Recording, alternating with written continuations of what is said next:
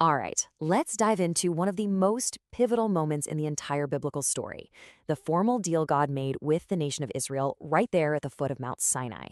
Now, this wasn't just about a list of rules. This was the moment a group of freed slaves truly became a nation, with God himself laying out their founding constitution. We're actually starting with the end of the negotiation here. This powerful quote shows Israel's unanimous response to God's proposal. I mean, that's a bold promise, right? A total commitment. But what exactly were they agreeing to? Let's unpack this deal. Okay, so let's look at the proposal itself. This wasn't just any agreement. It was a unique, and this is key, a conditional covenant. Remember, God had just miraculously freed the Israelites from slavery in Egypt. So now he brings them to the foot of Mount Sinai and lays out a very specific offer. Think of a covenant as a deeply serious contract. God, as the one who saved them and is their sovereign king, set all the terms and conditions. Israel, the people he just freed, then had a choice to make, either accept his offer or reject it. Now, this is where the language is just so important. Notice those two little words, if and then. The incredible promise of being God's special, treasured possession was entirely dependent, totally conditional on Israel's obedience. They had to hold up their end of the bargain. And really, this sets the stage for so much of Israel's future story. All their successes and, well, all their failures too. The biblical text is crystal clear on this point. This covenant, with all its specific laws and requirements, it was made exclusively with the nation of Israel. No other nation, not the Egyptians, not the Canaanites, not anyone else, was a party to this agreement or was held to its specific terms. So Israel said yes, and now it was time to get into the fine print. So, Section 2, the terms. God now proceeds to lay out the specifics of what this new life as his treasured possession would actually look like, and he starts with the absolute heart of the entire law. Now, these 10 famous rules, they weren't the entire law, not by a long shot. There were actually over 600 laws in total. But these 10, they formed the foundational core. They were like the non-negotiable pillars of Israel's new relationship, both with God and with each other. And the structure is just brilliant. We can split the 10 Commandments into two really clear categories. The first part governs the vertical relationship. That's how the people relate up to God. And the second part, that governs the horizontal relationship, how they relate to each other. Let's see how this builds. The first 4 commandments, as you can see here, established God's absolute sovereignty and his holiness. They made it perfectly clear. He alone is God. He can't be represented by an idol. His name has to be honored, and a specific day, the Sabbath, was set apart for rest and to remember him as the creator.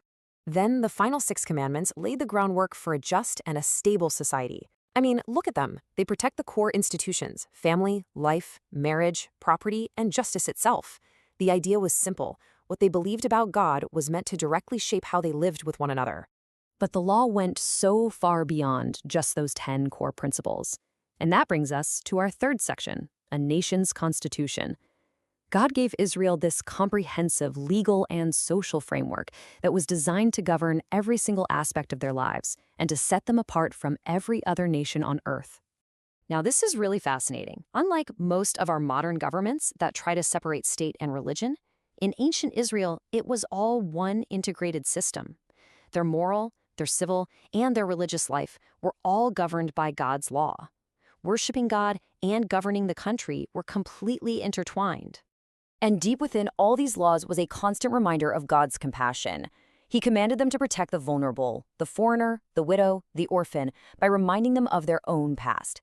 They knew what it felt like to be oppressed slaves, and that memory was meant to fuel their mercy towards others. Okay, so the laws have been given, but how would they navigate the dangerous journey ahead? And how would this massive agreement be made official? Well, God provided for both. See, God promised he wouldn't just give them a map and send them on their way. No, he was sending a special guide, a messenger, to protect them and to lead them right into the land he had prepared for them. But listen, this was no ordinary angel. The text says an angel, but it's widely understood that this is referring to the angel of the Lord, the very same divine being who appeared to Moses in the burning bush. So this wasn't just a guide, this was a guide with divine authority. So the crucial point here is that this angel possessed attributes that belonged to God alone. He carries God's name, his authority, and even the power to forgive sin. This was God's very presence leading them on their journey. So, with the guide in place, it was time to make the deal official. The covenant was formally ratified, or you could say sealed, in this powerful three-step ceremony. First, the terms were read out loud. Then, the people all agreed again. And finally, it was sealed in blood. This act was so significant. The sprinkling of blood on both the altar, which represented God, and on the people, it signified that a binding life and death commitment had just been made. The deal was officially done. And as a sign of his acceptance of their commitment, God did something just extraordinary. He invited Moses, Aaron, and 70 of the elders of Israel up the mountain, and there they actually saw God. And they ate and drank a ceremonial meal in his presence. This whole act just signified fellowship and acceptance. So we've seen the proposal, the terms, and the sealing of this incredible deal between God and Israel. What's the single most important point to take away from all of this? Let's break it down. Here it is. The Sinai Covenant was a unique agreement for a specific people at a specific time in history.